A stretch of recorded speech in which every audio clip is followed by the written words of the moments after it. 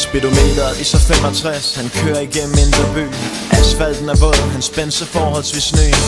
Et Rolex-ur bevidner om en sund økonomi. Han dufter som man skal, han sover ret tilbage med gelé. Han er en god mand, typen de fleste kan lide. Men når han får sin penge fra, er det de færreste der ved.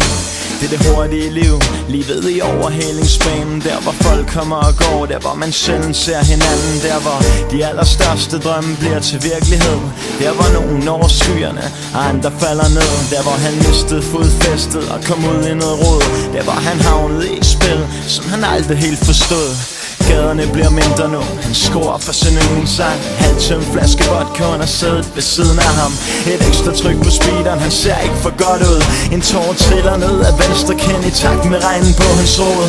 Alt for høj promille i blodet, alt for mange tanker i hovedet. Rødt lys, han ser ikke noget, bremsen i bunden, filmen knækker. Han lukker øjnene, ved hvor det ender. Hører et brag, og lyset forsvinder.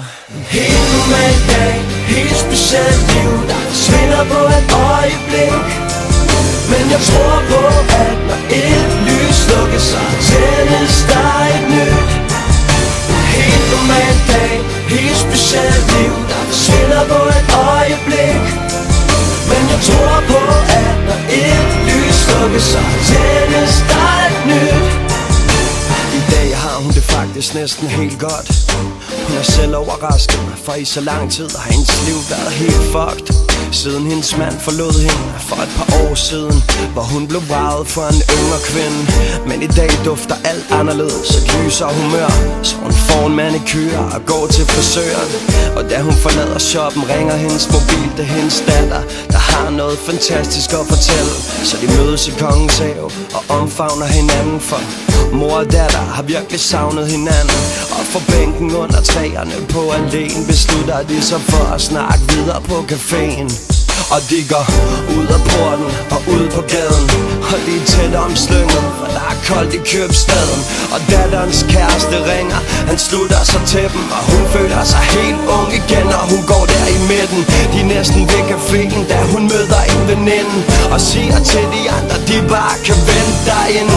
Det er det sidste hun når at sige til dem, før en bil smadrer over for rødt direkte ind i dem. Helt normal dag, helt specielt liv, der forsvinder på et øjeblik. Men jeg tror på, at når et lys slukker, så tændes der et nyt. Helt normal dag, helt specielt liv, der forsvinder på et øjeblik. Men jeg tror på, at når et lys slukker, så tændes der et nyt. En mand midt i 30'erne træder ind i sit hjem. Foran ham venter konen og en tiltrængt weekend.